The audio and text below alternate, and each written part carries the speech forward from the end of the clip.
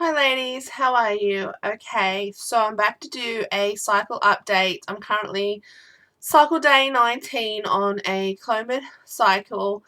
Um, Sadly, it's not going very well. I had a ultrasound on cycle day 13 to check for any growing follicles. I was on 100 mg of Clomid from cycle day 3 to 7. So they did an ultrasound on cycle day 13 just to see if any follicles were growing or anything like that, reaction to the Clomid. And it wasn't a good sign. My endometrium was still very thin. It needs to be thick to ovulate. And also I had a few follicles on each ovary, but they were very tiny. And she said to me it didn't look like they were going to mature. She said there was only like one decent one, but then that doesn't mean that it's gonna release an egg. So that was on cycle day 13, and I left upset but still positive, trying to be, and so I kept OPK testing, and I'm now cycle day 19, nearly cycle day 20 because the day's nearly over, and there is nothing. There is no positive OPK. There's just the continuous same faint line that I've always had with PCOS. On my OPK test, there's not even like a big surge. I did a big LH surge on my own last month. Like if you remember that ovulation I showed you on a previous video, I did it on my own with no drugs, and I still didn't ovulate, but it was a huge positive OPK and it was a huge LH surge. I'm on Clomid and I've had no surge, nothing. I had very minimum side effects of Clomid. I had only the hot flushes and a migraine. And now I think I had some like twinging and cramping around cycle day 15, but it led to nothing. There was still no positive OPK. There was no ovulation kind of pains that I've normally had with Clomid. There was just nothing. So this cycle is a fail. I'm already waiting for my period, AF, to arrive. If it's anything to go by my first Clomid fail, it should arrive earlier, like cycle day 25, 26.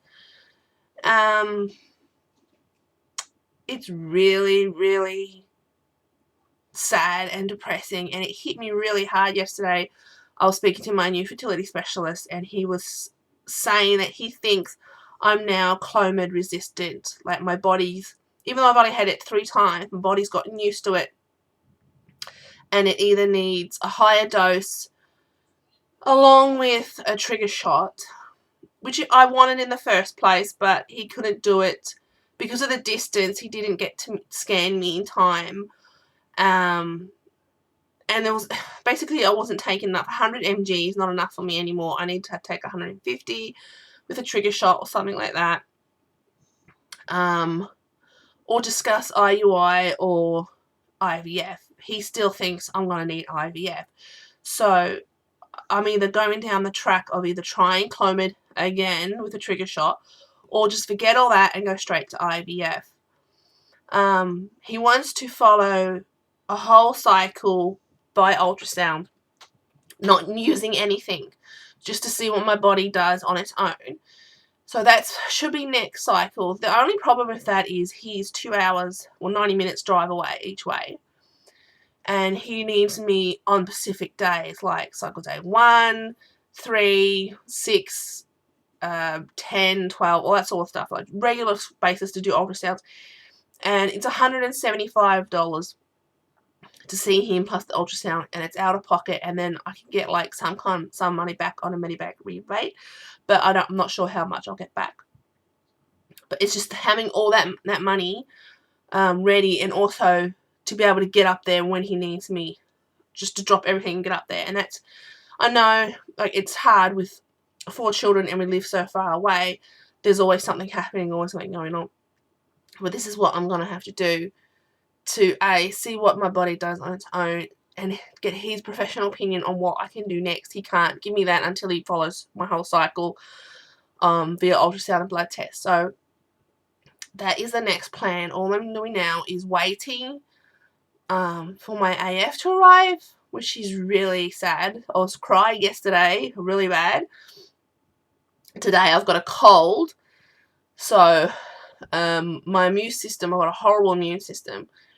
As soon as I'm like really depressed or upset and I've been crying a lot, I usually wake up the next day sick with a cold or something. So now I've got a cold and I'm just waiting for AF. And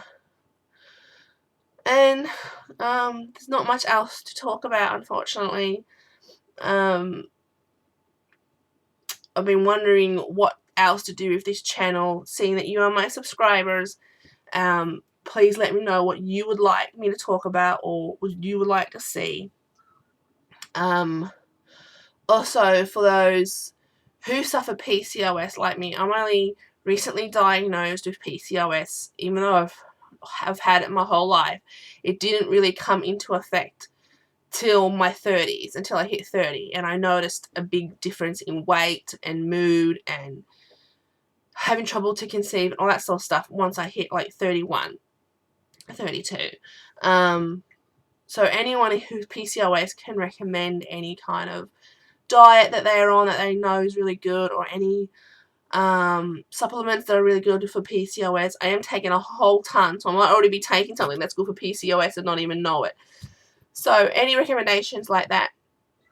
And if you're a PCOS TTCer, and I'm not currently following you, I'd love to follow your journey, so link me your YouTube page down below and I'll check you out as well.